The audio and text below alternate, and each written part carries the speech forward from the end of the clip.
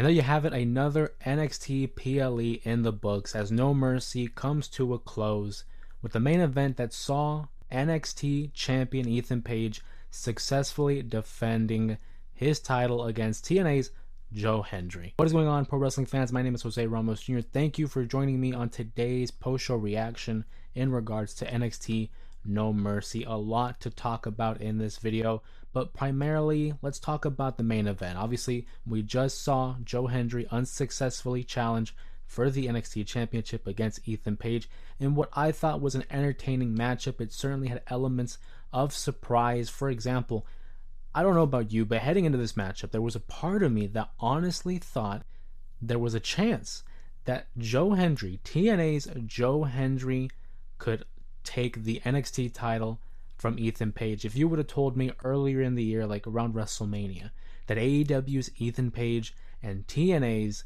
Joe Hendry would be both competing for the NXT title, I would have thought you were out of your mind. But nonetheless, that was the main event that we saw, and that wasn't the only wrinkle in the story, as Trick Williams was the special guest referee. And might I add, he did call it down the middle just like he did. I thought it was an entertaining aspect to the match itself.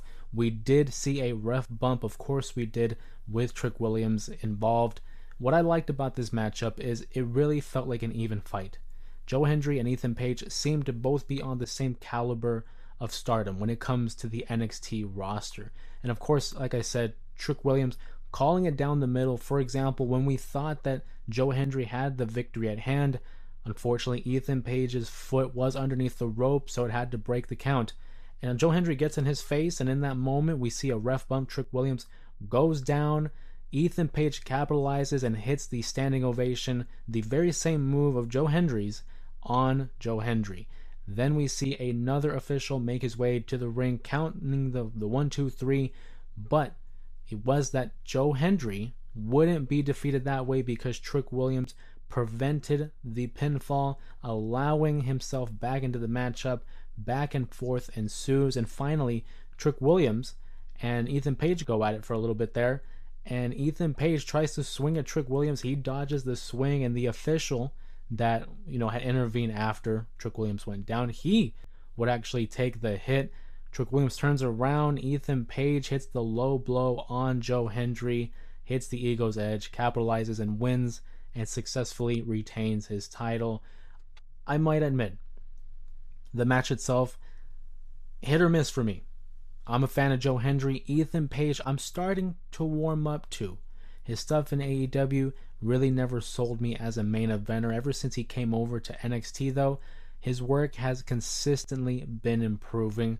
It has taken me some time, but I'm starting to warm up to all ego Ethan Page. And certainly with this victory over Joe Hendry, it really brings the question of who will be next. We know that Trick Williams is currently embroiled in a feud with Pete Dunne. We did see him make a run in at the end of the PLE as he attacked Trick Williams. Of course, I think whoever wins that matchup will be in line for an NXT title match. Whether it's Pete Dunne or Trick Williams, we'll see. But Ethan Page now is open for business. He's open for a new challenger. Will it be Pete Dunne? We did have a little bit of an altercation there between the two at the conclusion of the event. That is something I would love to see. It would give something for Pete Dunne to do, given that he's been on Raw, he's been on NXT, he's been all over the place, feuding with anybody and everybody. But that wasn't the only major news that came out of NXT. Let's talk about the NXT Women's Championship. Roxanne Perez, who I think is the best champion in NXT right now and one of the best NXT Women's Champions of all time, successfully defeated Jada Parker in what I thought was match of the night. Up until that point, I think you could still make the argument that it was one of the better matches. The crowd was electric. The two stars were on fire, and it really told the story of two different sides here. Jada Parker is a star in the making. I thought this matchup for her was a perfect way to highlight her positives, to highlight her strengths, as well as demonstrating the experience and the elusiveness of a Roxanne Perez, especially when you have two contrasting styles and sizes between the two. We know Jada Parker a little bit larger when it comes to Roxanne Perez, as she's a more smaller competitor compared to Jada Parker. But nonetheless, Roxanne Perez emerges victorious as he is able to elude and evade the attacks of Jada Parker, who was dealing with a little bit of a rib injury, which kind of hindered her offense throughout the course of the match. Of course, Roxanne Perez, like I said, wins the matchup, but it didn't stop there. We knew the rumors, we knew the reports were saying that there were some signings in the NXT women's division. And with that being said, we had the long awaited and anticipated debut of Giulia. Initially, the lights dim as Roxanne Perez is celebrating her title victory. We have a little bit of smoke enter the room as if it's an early 420 warning, and we have new entrance music, and out comes Giulia.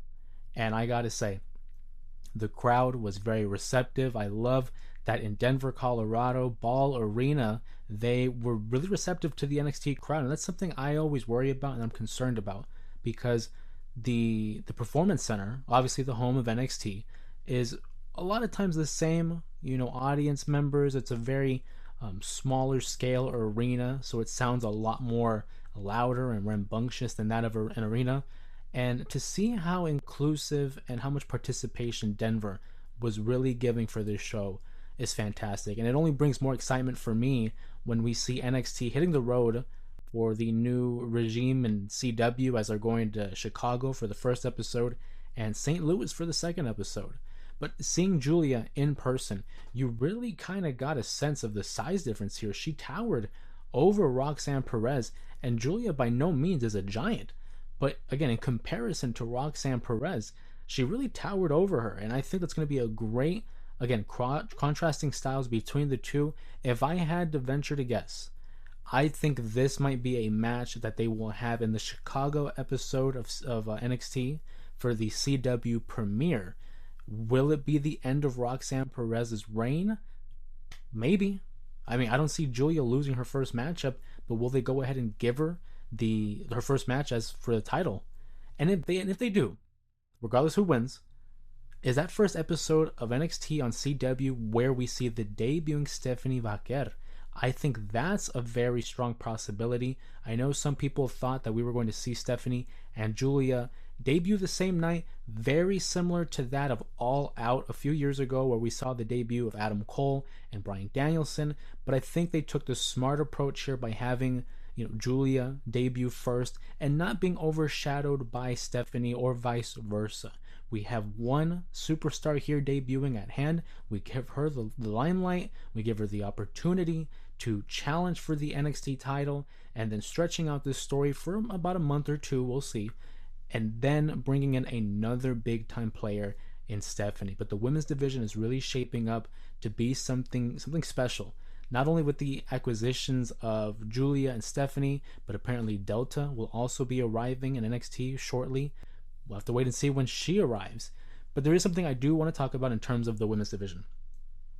Watching the North American Championship, the women's North American title, that is, gotta say I was a little bit disappointed in the matchup. I'm a fan of Kaylani Jordan. I'm a fan of Wendy Chu and the new direction they have taken her character, really embracing the darker side of the character. They were calling her the sleepy psycho. I'm into that. I like it.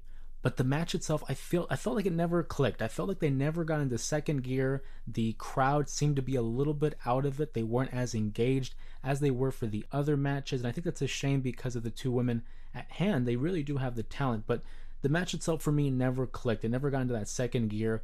There were several botches that had happened. And although I won't hold that against them because they are human, it really took away from the flow of the matchup. I'm hoping that the two can bounce back. I know Kaylani Jordan has plenty of challengers at her disposal to have a bounce back performance. And then with Wendy Chu, we're seeming to start a new program with Tatum Paxley as she attacked her following her unsuccessful challenge for the North American title. So hopefully it isn't something that will stay, that won't have a bad taste in our mouths for long, rather. That might have been my only complaint about the show. I love the tag team opener between Chase U and Axiom and Fraser. Very energetic, very high octane offense, and it caught me by surprise. I didn't think we were going to see a change in titles that early in the reign of Chase U. Of course, in hindsight, it does make sense because the whole Ridge Holland partnership wasn't going to be for the long term. We saw that, It obviously didn't work out. It didn't end well for them, and it resulted in an attack by Ridge Holland on all members of Chase U, especially the vicious attack on Andre Chase, who he attempted to put through the table, and Andre Chase was wheeled out on a stretcher and brought into an ambulance. So I think that's probably the direction we're going to go there. Ridge Holland versus Duke Hudson, probably on an episode of NXT pretty soon. The North American title between Obafemi and Tony D'Angelo really exceeded my expectations. I love Obafemi. I didn't think we were going to get that much of a competitive matchup, though. Tony really bringing the fight to Obafemi. Some points during the match, they wanted you to believe that there was going to be a near fall and that Tony would actually win the title. Really great job there, and the inclusion of the D'Angelo family as well really helped build up the suspense. Again, Tony D'Angelo, and on top of that, it seemed like he sprained his ankle in the middle of the matchup, so for him to carry on against someone against the size of an Obafemi, big props to Tony D'Angelo, because he's one of like the last OGs of the NXT 2.0 days. So really impressive performance by Tony.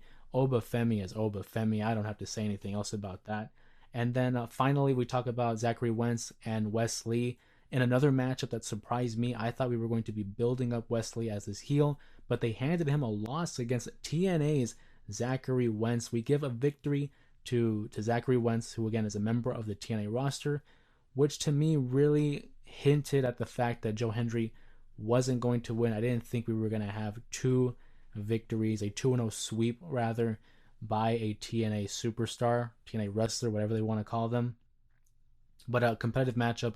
We saw an appearance by Trey Miguel, a sick, not Wyatt Six, but sick Canadian destroyer on the outside of the ring. Zachary Wentz throws him back into the ring. He hits this huge cutter of sort to his former partner of Wes Lee, gets the victory.